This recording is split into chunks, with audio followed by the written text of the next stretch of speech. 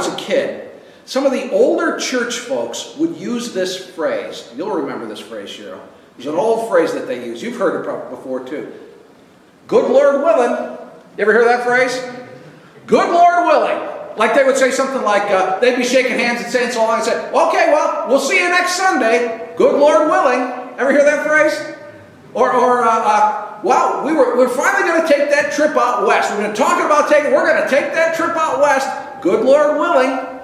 Ever hear that one? They'd say, Lutheran Alice's little boy Danny, we're pretty sure he's going to stop talking so much.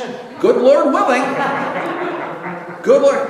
And I remember hearing that phrase even when I was a kid and saying, what are you going to say that for? What does that have to do with anything? I didn't realize as a kid, those people that were using that phrase, they were basically acting on wisdom and advice from the Bible. We want to bring about our purposes. And by the way, this is understandable. I completely understand this. Here, think about it this way. Here's what we'd like to do about every future event of our lives.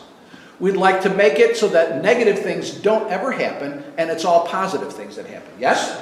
Anybody here disagree with that? No. Again, that's a very normal desire. Very, very understandable. I get it and you do too. But again, sometimes what happens is what's driving this desire to control the future is there's a fear there. There are things that could happen. We look ahead and, oh, that might happen. We look ahead, that has a possibility of happening, and it scares us. I know it does. I have conversations all the time with people about lots of different subjects, but really in a way, a lot of times what they're saying is, it looks like this could be in the future, Dan, and I'm afraid. I get it. I totally get it. Have you ever had a desire to control certain aspects of the future because you were afraid? Be honest. It's always better. It always helps.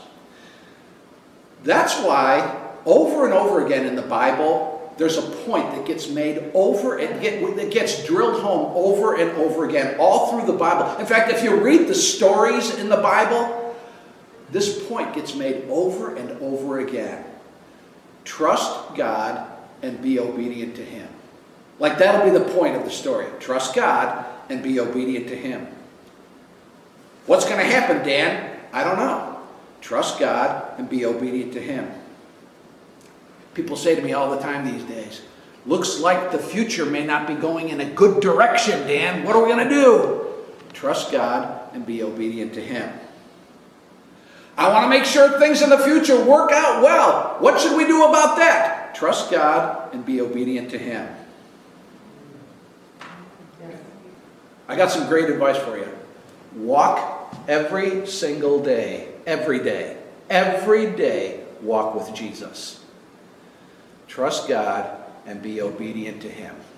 Amen? Amen? Amen.